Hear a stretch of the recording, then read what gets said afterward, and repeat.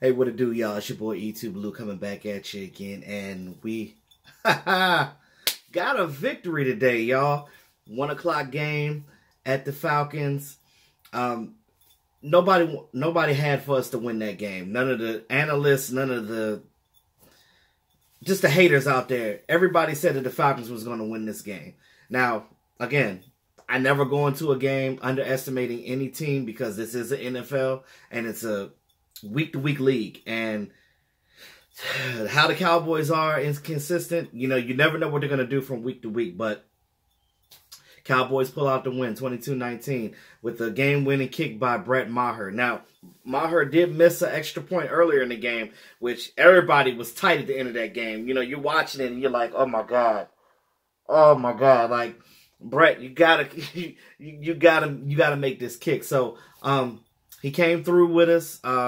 Dak Prescott had 208 yards passing, but we won the game. To me, I don't care that Dak reached the 300-yard mark every game. I don't care. As long as we win the game. You got to look at the substance. When you see Dak's stats, when it comes to that, are always going to be skewed because of the simple fact of how we run our offense. Every team is different when it comes to that. He's not a drop-back standard passer. So, with that being said, he's not going to get 300, 400 yards a game.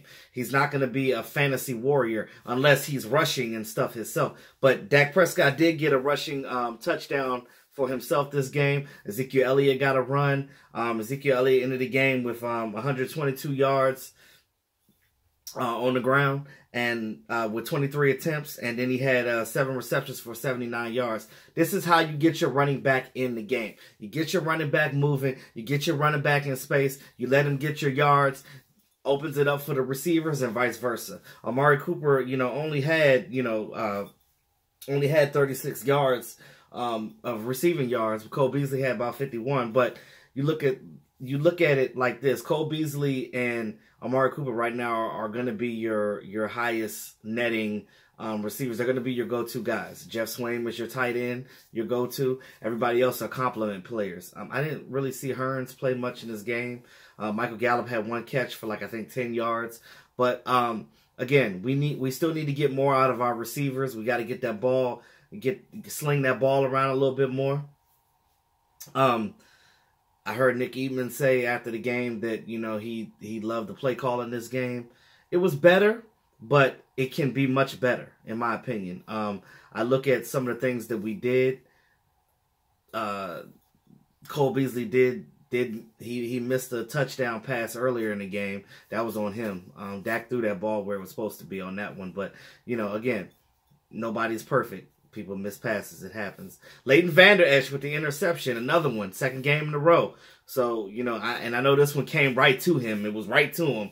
So, but I'm still not going to take that away from him. The young boy is balling. He's doing his thing. I'm loving what our linebacker core is doing. I'm loving with him and Jalen Smith coming in and doing their thing. I'm loving what I'm seeing right now from our team, especially our defense. We know that the defense is decimated with injuries on that defensive line. The guys came up and they showed up and they got some sacks. D-Law got some sacks. Randy Gregory got a sack. So they're coming in and doing what they need to do. Malik Collins had a couple of tackles for losses, so it was good. Hopefully we get Antoine Woods back in there for Thanksgiving. I don't know. It's a short turnaround. We'll see what happens. Big thing in the NFC East. Alex Smith got hurt today. He broke his tibia. He's going to be out for the rest of the season. So their quarterback now going forward is Colt McCoy. So this division is still up for the taking. It's still up for grabs. The Cowboys can still get this division. We are only a game behind the Redskins for first place. I'm not watching the Philly game right now. I don't know what the score is right now, but I'll check that. Hopefully they lose. I think they are losing now. I think 24-7. That's the last 20-something to 7, but they're probably going to lose to the Saints. And I hate to play them in the next coming weeks myself. But we got a short turnaround. Thursday we play the Redskins. If we beat the Redskins on Thursday, we will be in first place. It's funny how things turn around in a 2-week span. 2 weeks ago, we were forgotten about. You would have thought that the Cowboys season was over, but, you know, the only problem about it starting to win and doing some things, our coaching staff is still going to be intact.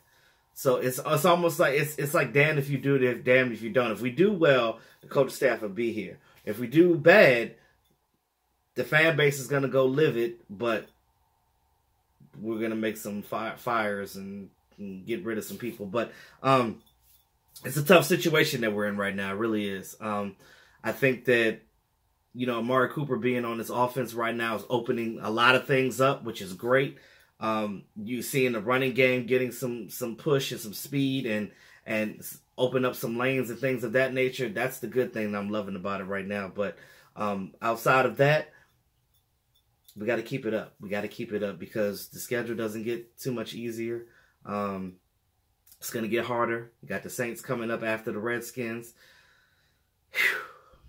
Got to play the Eagles again at home. So, but they're coming home. So we're going to have some favorable home matchups come up.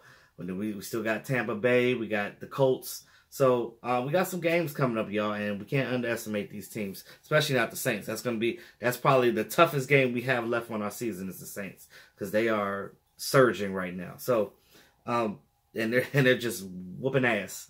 Another thing, which is not really good news, I heard that the team was kind of somber after the game. It was really quiet in the locker room because apparently, I don't know anything further, but the only thing I know right now is that apparently one of the players had a tragedy in their family. I don't know if that means somebody died in their family or something, but they got some information that some tragedy happened in their family during the game, and the locker room was pretty quiet. Jerry Jones was real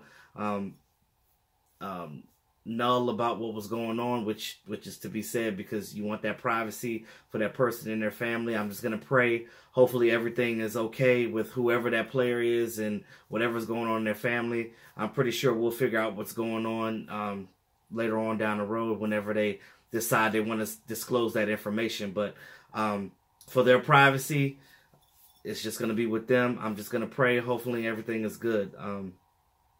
But that's the thing. I mean, we did win, but you know, with that tragedy, that loss, we don't know what it is yet. But like I said, I'm just gonna sit here and pray for it. But with that being said, y'all, hey, like, share, comment. If you're new to the channel, go ahead and tap on that subscribe button, ring that bell. It's your boy E2 Blue, always keeping it real. I'll talk to y'all soon. Hey, have a great Victory Sunday, y'all, into Victory Monday. But again, we got a short turnaround, so. We got to get focused, get ready for the Redskins on Thursday for Thanksgiving. And thank God I only worked 2 days this week. So it's going to be a great week. So again, y'all, thanks again. Appreciate you. It's your boy E2 Blue signing off. Holla at y'all.